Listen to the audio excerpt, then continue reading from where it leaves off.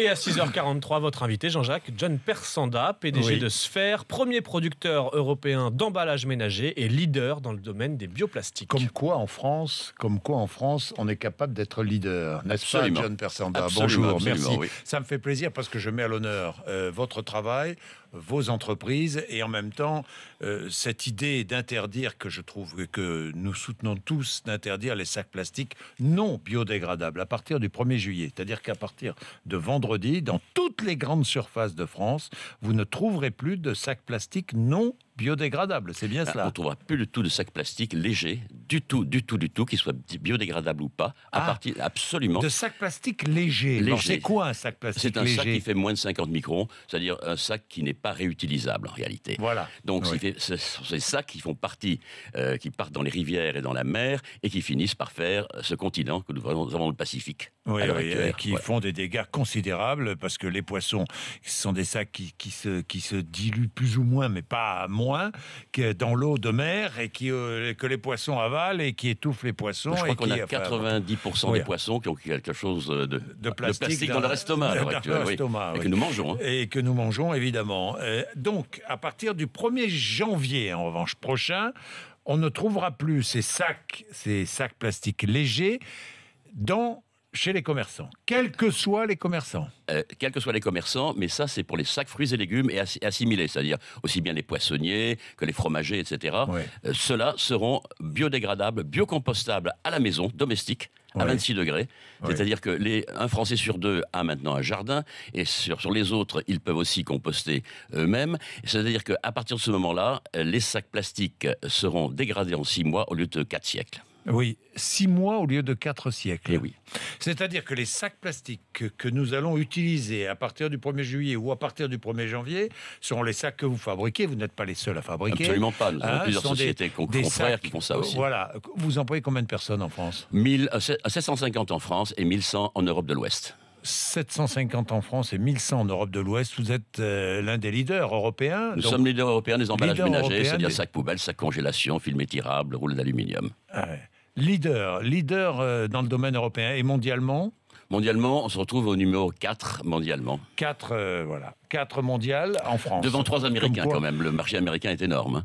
Vous devancez 3 Américains? Mais nous avons quand même 5 Américains qui sont énormes.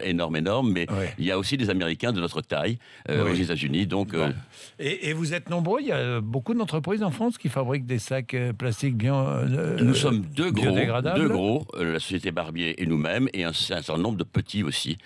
Mais l'avantage que nous avons dans ce nouveau type de sac, c'est qu'il est compostable d'une manière domestique. C'est-à-dire que votre sac que je vais trouver, d'abord, est-ce que je vais le payer chez le commerçant? Non, il sera gratuit comme aujourd'hui. Absolument, donné gratuitement, puisque c'est pour mettre vos fruits et légumes dedans.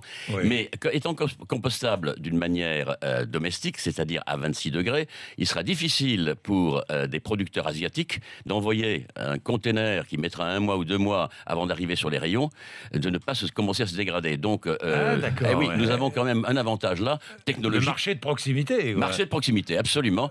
Qui redonne. Ce marché était parti à 100% en Asie, pratiquement.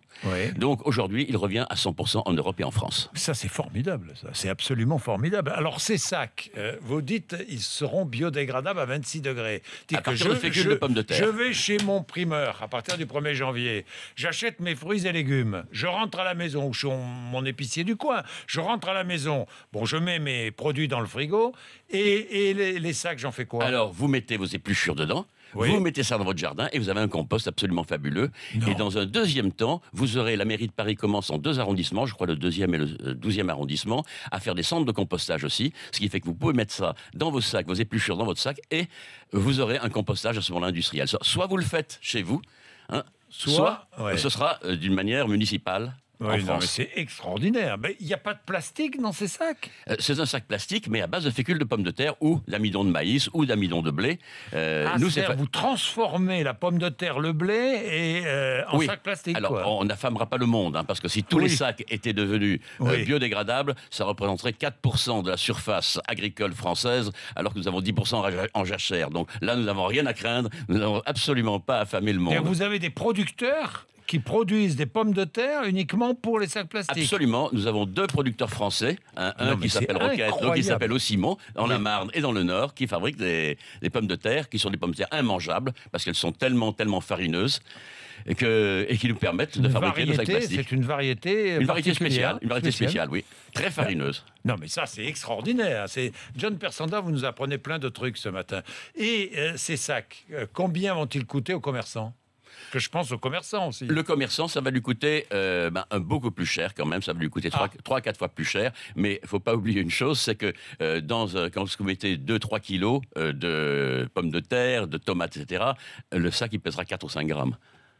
C'est-à-dire pratiquement rien par rapport au prix de la pomme de terre, par rapport à la tomate. Combien le commerçant va-t-il acheter son sac ? Le sac, il va le payer quelque chose comme quelques centimes.